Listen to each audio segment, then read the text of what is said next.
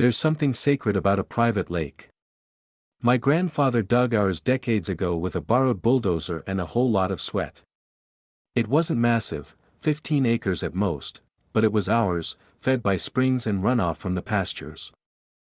And because Grandpa was a practical man, he built it smart. Every 5 years he drained it down to clear silt, reset the fish beds, and repair the dam. To keep cattle or trespassers from trampling the mudflat during those maintenance weeks, he planted rows of sharpened hedge stakes along the bed. Once the water rose again, the stakes were hidden, harmless unless someone decided to play stupid. Fast forward to this year. I just drained the lake for spring cleaning when the HOA decided to test their luck. Karen, the eternal president, sent an email to everyone in the subdivision announcing a community boating day. Not at the HOA's tiny pond. At my lake. No permission asked. No courtesy call. Just, meet at Richard's Lake for an afternoon of fun. Richard's Lake. My family's name. My water. Saturday afternoon, I heard the noise first, laughing, engines revving, trailers squeaking. I stepped out on the porch with my coffee and nearly choked. The HOA board, led by Karen herself, had pulled up with kayaks, paddleboards, and even a little aluminum fishing boat. They marched down to the shore like an invading army. Hold it right there. I shouted.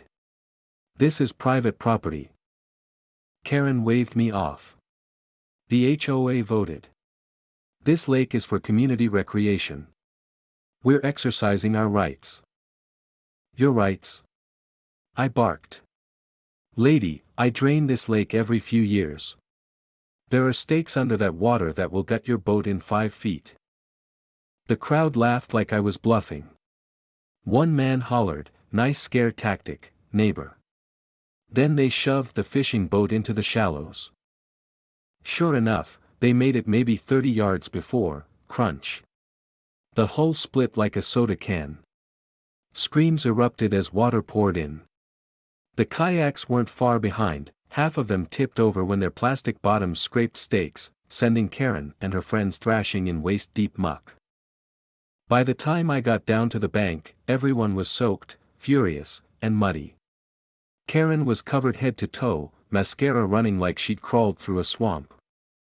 I warned you, I said flatly. This isn't a playground. It's a working ranch lake. They called the sheriff. The deputy showed up an hour later. He knew me, everyone in the county does, and listened to both sides. Karen whined about community access and reckless hazards. The deputy turned to her and asked one simple question, do you have a deed showing this lake belongs to the HOA? Silence. He glanced at me. You got yours? I handed over the folder with the plat map, deeds going back to my grandfather, and a recent water rights certificate. Ironclad. The deputy closed the folder and tipped his hat. Case closed. You're trespassing on private property. You're lucky he warned you before anyone got hurt. Karen turned beet red, sputtering about lawsuits, but the deputy just chuckled. Ma'am, if you file, you'll be laughed out of court. You brought boats into a drained cattle pond without permission. Consider yourselves lucky you're not facing charges. Word spread fast. Photos leaked, mud-smeared HOA board members dragging busted kayaks up the bank, Karen shrieking as she lost a shoe in the muck.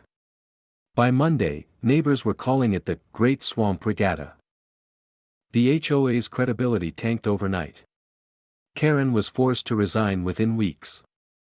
Their insurance company even denied their claims for property damage, ruling it was trespassing.